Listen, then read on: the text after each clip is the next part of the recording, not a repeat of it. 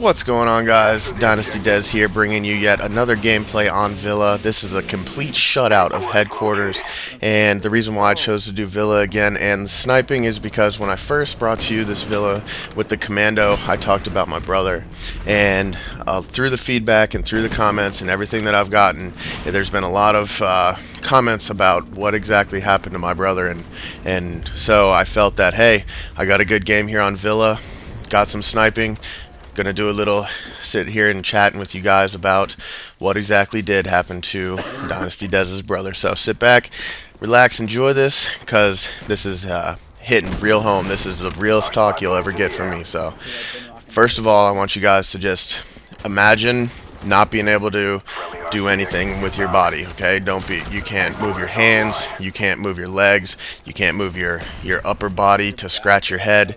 And then I want you to think about all of the things that you take for granted in life. I mean, like when you wake up in the morning and you get out of bed, that is something that you have. Imagine not being able to do that. Imagine having that worst painful itch on your face that just bugs the hell out of you so bad that you just have to scratch it no matter what. And then don't do it. Don't scratch yourself. That's exactly how my brother was at the end of the time. Anything that you take for granted, being able to walk, being able to lift your hands, anything like that was something that he had to have taken from him in the situation of what happened with him. So with that being said, my brother, although this wasn't an unknown that he was going to die, and it wasn't something that just happened out of anywhere, losing someone that is that close to you, a sibling, a mother, father, that kind of stuff, people that lose people in war, people that just lose people for whatever reason, it's always all hard, no matter what they want to tell you, no matter how long you've prepared for it. I watched my brother die every single day for 20 years. And this is the story of how it is. And it's really hard because as I'm watching this on Sony Vegas, I'm like counting down the time of, oh shit, am I going to be able to fit in everything that I want to say about my brother in this little situation here, in this little 10-minute clip? But I'll just throw in the basics, and then as the comments come in about it, I'll do more if that's what you guys want to hear. This is real talk, open up with me. So my brother was diagnosed with a disease called muscular dystrophy, and he was diagnosed with type 5, which is the worst type that you could possibly have. And what that means is that all of the muscle structure in your body eventually turns to fat and it decays at a rapid rate. Life expectancy is usually only 16 years. My brother made it to 20, and I have a reason behind that as well. My brother, because of being born that way, was also born without a little bit of oxygen, and that made him, and it gave him the inability to feel pain, I guess you could say.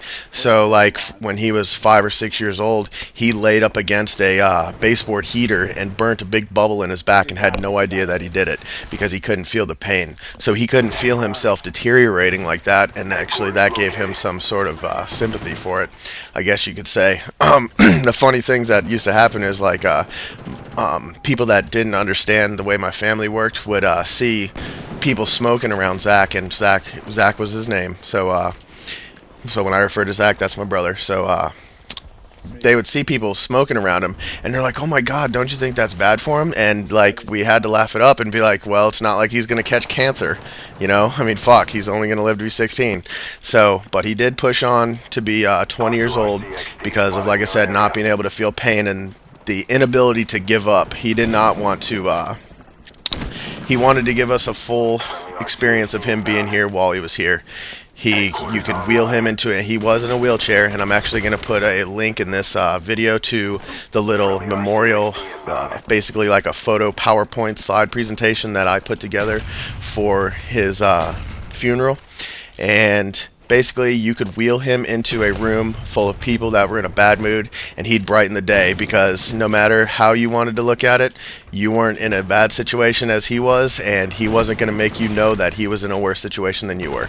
He was going to brighten your day, whether it be with frickin' cookies, laughing, anything that he could possibly think of to make it so you were not having a bad day. That's exactly what he was there for. And he probably didn't even know that that's what he was there for, but that's exactly what he did for me.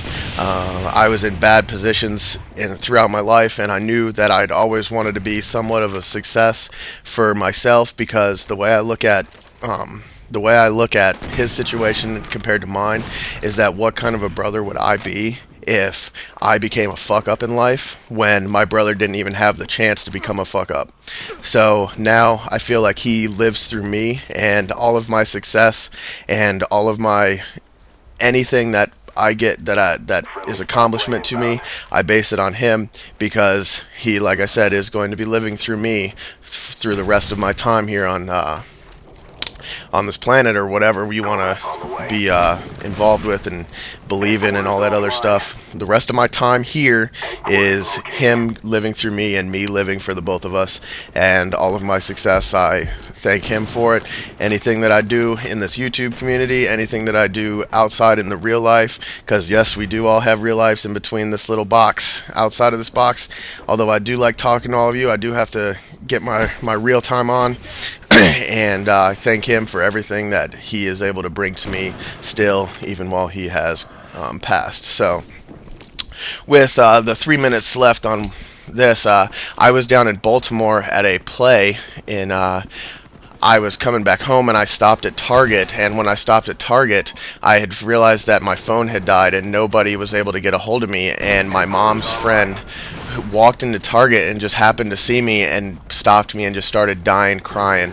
And I'm like, what's wrong? What's going on? You know, I had no idea. This lady's just freaking out crying. So she had told me that Zach had stopped breathing. He went into cardiac arrest, and he's being ambulanced to the hospital right now, and you need to get to him.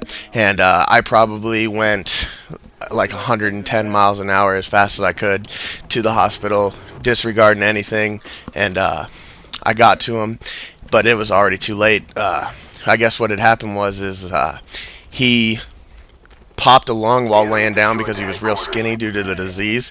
So when he laid down in bed, he actually popped his lung, and his lung laid on his heart, and his that put him into cardiac arrest, and he actually went without oxygen, pure oxygen to his brain for about 13 minutes, and that was enough to leave him as a vegetable. And so there was a week period of time when we were in the hospital where we were waiting to see if he would ever recover from this, or if he would still just be a vegetable. And that's when you basically have to pull the plug, and there's nothing really you can do. I mean, if you want to keep someone on life support, that's basically all he would be doing, would be living off of machines in life support, and that's no way to be. And I accepted that my brother died at our house, and that was something that I had to convince my mom of. And so, I had my dad come up from North Carolina and say his goodbyes, and any family that could possibly come in and say their goodbyes. And we basically at 11:38 in November, or not in November rather. Sorry, I'm getting all worked up here.